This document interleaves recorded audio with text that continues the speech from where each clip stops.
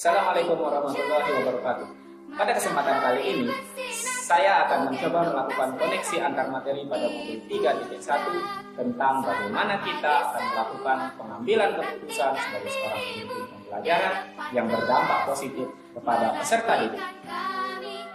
Program pendidikan guru penggerak ini dalam prosesnya menggunakan alur merdeka sebagai teknik pembelajaran, mulai dari diri, eksplorasi konsep, ruang kolaborasi di mana kita akan melakukan kegiatan bersama dengan rekan lain, refleksi terbimbing, demonstrasi kontekstual di mana kita diminta mendemonstrasikan pemahaman kita pada modul, elaborasi pemahaman bersama instruktur sehingga pemahaman menjadi semakin kuat, koneksi antar materi di mana kita akan menghubungkan materi-materi dalam modul yang sedang kita pelajari dengan modul-modul sebelumnya, aksi nyata di mana kita akan merancang dan melakukan aksi dan mendemonstrasikan pengetahuan terkait dengan modul yang sudah dipelajari.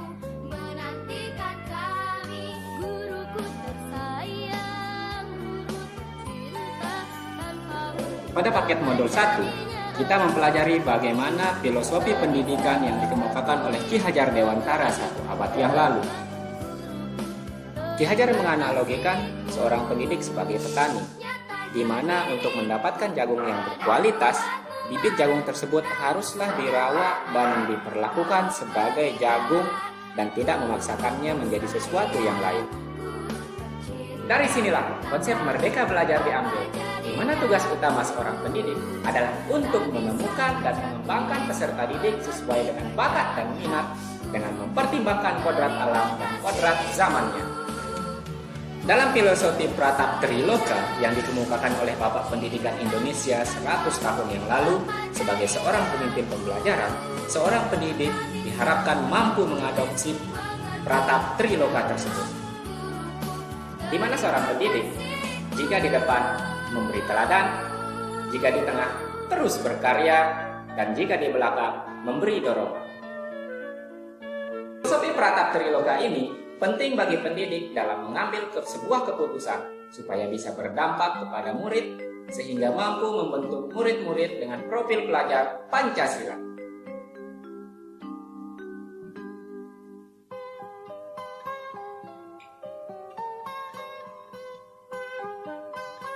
Seorang guru penggerak, sebagaimana yang telah kita pelajari bersama pada modul 1.2, bahwa nilai dan peran kita sebagaimana tertera di samping, secara tidak langsung akan sangat berpengaruh besar dalam bagaimana kita akan melakukan kajian dalam pengambilan suatu keputusan.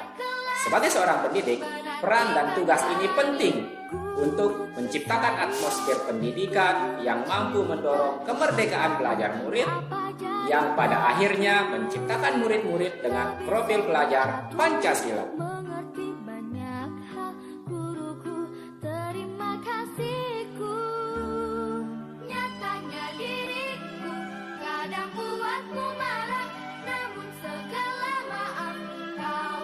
Sebagaimana yang telah kita ketahui bersama, untuk mengatasi dan menemukan jalan keluar terbaik atas masalah-masalah yang sedang dihadapi oleh murid, coaching adalah sarana terbaik untuk bisa kita tempuh, di mana pemecahan atas masalah-masalah tersebut melalui serangkaian pertanyaan pemantik yang kita kemas dengan baik dan efektif sehingga mampu membangkitkan daya nalar coaching dalam menemukan pemecahan masalahnya. Kita bisa melakukan kegiatan coaching dengan model Tirta, di mana seorang coach mengajukan pertanyaan pemantik dengan menemukan tujuan utamanya, melakukan identifikasi atas permasalahan yang tengah dihadapi oleh coachee, mengajukan pertanyaan yang memandu coachee untuk membuat rencana aksinya, sampai dengan memancing bentuk tanggung jawab atas serangkaian rencana yang telah dibuat tadi.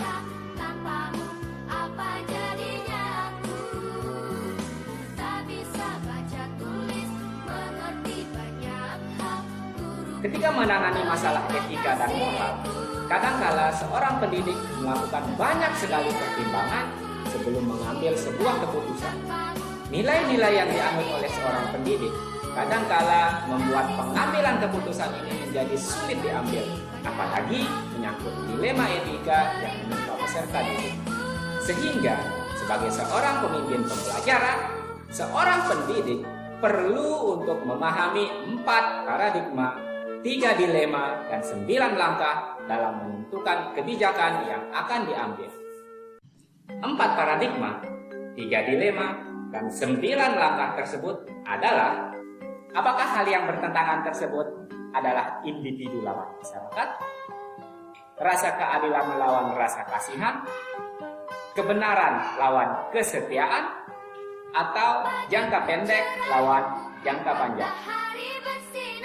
Sedangkan 3 dilema dalam pengambilan keputusan ini, apakah prinsip yang digunakan berbasis hasil akhir, berbasis peraturan, atau berbasis rasa peduli? Dan 9 langkah dalam pengambilan keputusan ini, seorang pendidik haruslah mengenali nilai-nilai yang saling bertentangan, menentukan dan mengetahui siapa saja yang terlibat, mengumpulkan fakta-fakta yang relevan dengan situasi ini, melakukan pengujian benar versus salah atau pengujian kedudukan moral yang di dalamnya berisi uji legal, uji regulasi, uji intuisi, uji publikasi, dan uji panutan. Kemudian pengujian paradigma benar versus benar. Kemudian melakukan uji dilema dalam pengambilan keputusan, melakukan investigasi opsi trilema, membuat keputusan dan melakukan refleksi atas keputusan yang diambil.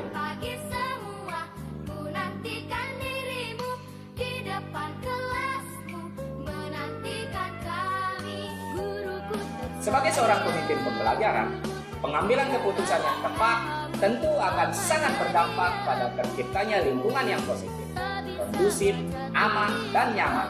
Hal ini sangat memungkinkan terciptanya atmosfer yang mendukung kemerdekaan belajar yang pada akhirnya akan menciptakan murid-murid dengan profil pelajar Pancasila.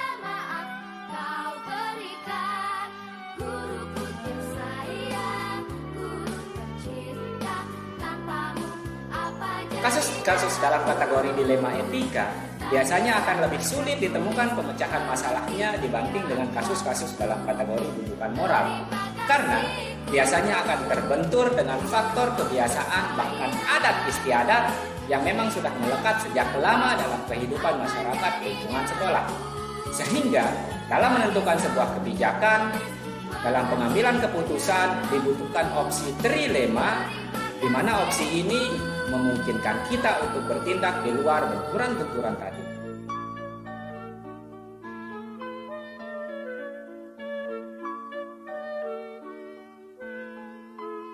Pada dasarnya, dalam melakukan pengambilan keputusan sebagai seorang pemimpin pembelajaran, memang fokus utama kita adalah bagaimana memastikan kemerdekaan belajar bagi peserta didik, sehingga peserta didik kita mampu menunjukkan diri sebagaimana yang dimuat dalam profil pelajar Pancasila ini. Pagiku cerahku, matahari bersinar, ku gendong tas merahku di pundak. Tentu dalam mengambil sebuah keputusan sebagai seorang pemimpin pembelajaran, yang kita harapkan adalah bagaimana peserta didik mampu menemukan potensi dirinya yang akan menjadi senjata utama mereka dalam merencanakan masa depan mereka sendiri. Dalam hal ini, seorang pendidik tentu saja memiliki andil besar dalam menuntun dan mengarahkan peserta didik menemukan dan mengembangkan potensi tersebut. Hal ini bisa dilakukan melalui proses coaching.